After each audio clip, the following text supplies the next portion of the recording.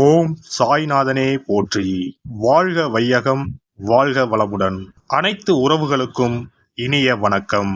நிகழும் ஸ்ரீ மங்களகரமான குரோதி ஆண்டு ஏப்ரல் மாதம் 14ஆம் தேதி சஷ்டி திதியில் திருவாதிரை நட்சத்திரத்தில் சித்தயோகம் கூடிய நன்னாளில் ஞாயிற்றுக்கிழமை அன்று மிதுன ராசியில் இந்த மகத்தான சித்திரை மாதம் பிறக்கிறது.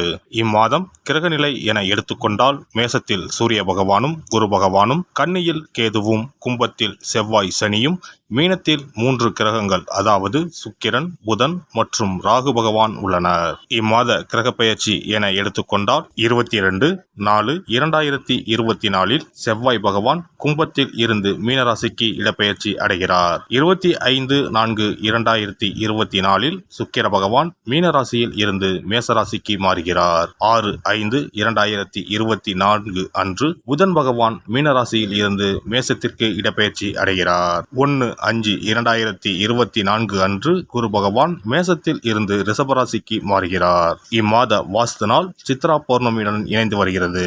இந்நாளில் வாசல் கால் நடுவது, புது வீடு கிரகப்பிரவேசம் செய்ய உகந்த நாள். பிறக்கப் போகும் இந்த சித்திரை உங்கள் வாழ்வில் நிம்மதியான நித்திரையை தரப்போகிறது. கடன் தொல்லை தீர்ந்து நிம்மதி பெருமூச்சு விடப்போகிறீர்கள். இனிமையும் கசப்பும் கலந்த மாதமாக இருந்தாலும் நன்மையே அதிக அளவில் நடைபெற வாய்ப்புள்ளது. இனி 12 ராசிகளில் உங்கள் ராசிக்கான பலன் என்ன என்பதனை பற்றி காண்போம். எந்த ஒரு காரியத்தையும் தீர ஆலோசித்து அதில் ஈடுபடும் குணமுடைய சிம்ம ராசி அன்பர்களே, இந்த மாதம் எல்லா காரியங்களும் முன்னேற்றமாக நடக்கும். எதிர்பார்த்த பணம் வந்து சேரும். புதிய தொடர்புகள் ஏற்படும். உங்களின் திறமைகள் வெளிப்படும். பல வகையிலும் முன்னேற்றம் உண்டாகும். சொத்து தொடர்பான விஷயங்களில் இழுபறியான நிலை காணப்படும். இடமாற்றம் உண்டாகலாம். சுப செலவுகள் ஏற்படும். தொழில் வியாபாரம் தொடர்பான காரியங்களில் தாமத போக்கு காணப்படும். செலவும் அதிகரிக்கும். தேவையான பணவசதி கிடைக்கும். விரிவாக்கம் தொடர்பான முயற்சிகள் இழுபறியான நிலையில் இருந்து பின்னர் முடியும். உத்தியோகத்தில் இருப்பவர்கள் பயணம் செல்ல வேண்டியிருக்கும். சிலருக்கு எதிர்பார்த்த பதவி உயர்வு, இடமாற்றம் தாமதப்படலாம். எந்த ஒரு விஷயத்திலும் ஈடுபடும் முன்பு தயக்கம் ஏற்பட்டு பின்னர் தெளிவு உண்டாகும். குடும்பத்தில் திடீர் குழப்பம் ஏற்பட்டு நீங்கும். கணவன் மனைவிக்கு இடையே எதையும் பேசி தெளிவுபடுத்திக் கொள்வது நன்மை தரும். குழந்தைகளுக்கான பொருட்களை வாங்குவீர்கள். பெண்களுக்கு இழுபறியாக இருந்த காரியங்கள் முடிவுக்கு வரும். புதிய தொடர்புகளால் லாபம் கிடைக்கப் பெறுவீர்கள். இடமாற்றம் ஏற்படலாம். கலைத்துறையினருக்கு வெளிநாட்டு வாய்ப்புகள் கைகூடி வரும். அதிகமான ஒப்பந்தங்களில் கையெழுத்திட வேண்டி வரும். உடன் பணிபுரியும் பணியாளர்களால் நன்மைகள் ஏற்படும்.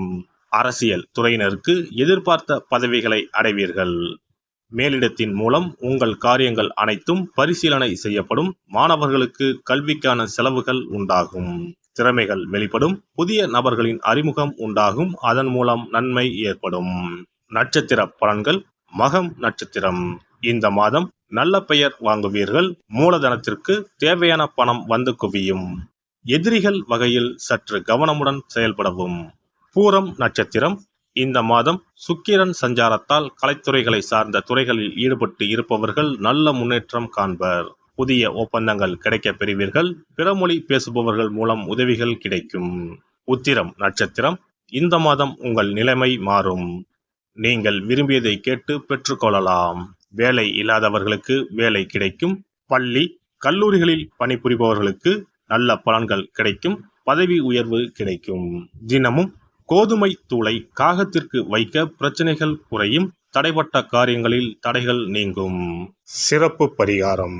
சித்ரா பௌர்ணமி அன்று செய்ய வேண்டிய வழிபாடு மற்றும் அதனால் ஏற்படும் பலன் என்ன என்பதனை பற்றி காண்போம். தமிழ் மாதங்களின் முதல் மாதம் சித்திரை மாதம். சித்திரை மாதம் பிறந்தாலே பல பண்டிகைகள் வரிசையாக வரும்.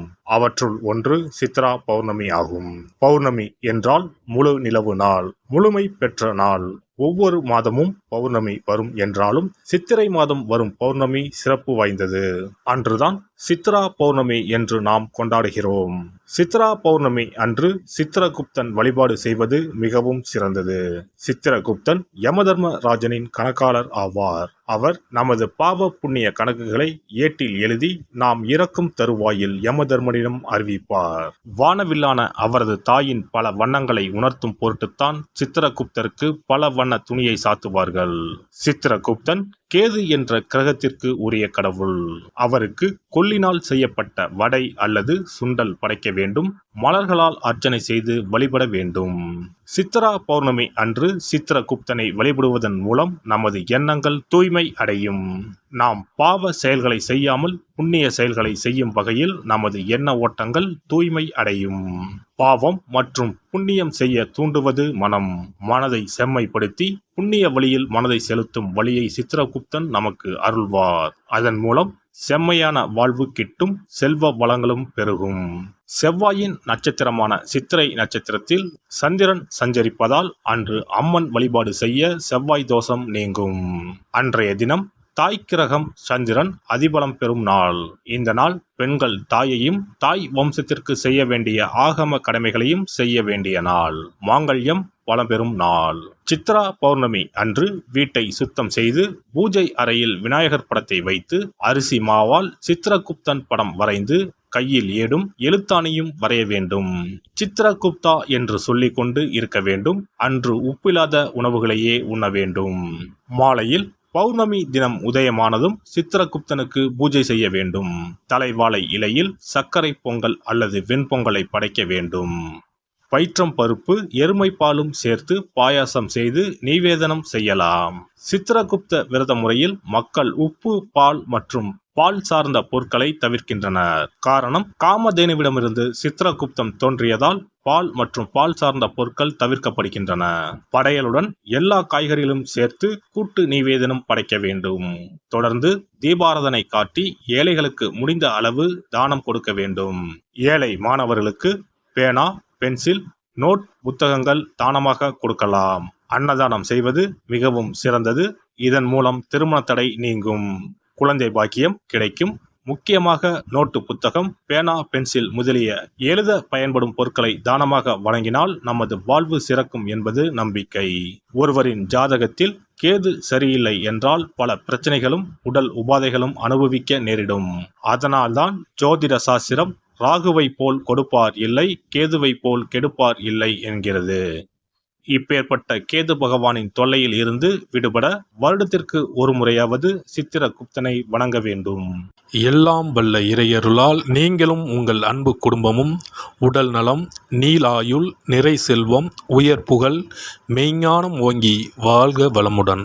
இந்த வீடியோ பதிவு உங்களுக்கு பிடித்திருந்தால் லைக் பண்ணுங்க, கமெண்ட் பண்ணுங்க, ஷேர் பண்ணுங்க. மறக்காம சப்ஸ்கிரைப் பண்ணுங்க. பக்கத்துல இருக்கிற பெல் பட்டனை கிளிக் பண்ணுங்க. நன்றி, வணக்கம். ஓம் நமச்சிவாய. சிவாய நம.